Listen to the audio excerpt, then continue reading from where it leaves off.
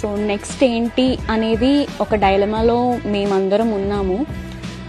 ఈసారి అలేఖ్య చిట్టి పికిల్స్ అయితే ఉంది కదా, సో రమ్య మోక్ష పికిల్స్ అని కమ్బ్యాక్ అయితే స్ట్రాంగ్గా ఇద్దాం అనుకుంటున్నాను.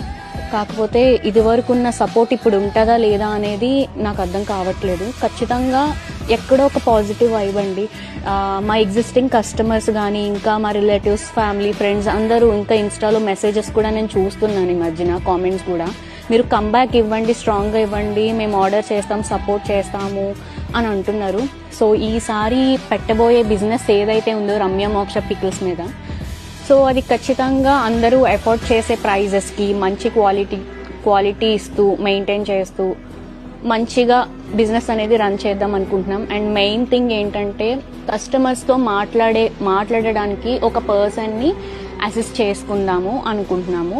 సో ఎలాంటి డిస్టర్బెన్సెస్ రాకుండా, సో మా సిస్టర్ అయితే తన ఇన్వాల్వ్మెంట్ లేకుండా ఇంకా ఈసారి చేయబోయేదంతా నేను మాత్రమే చేస్తాను.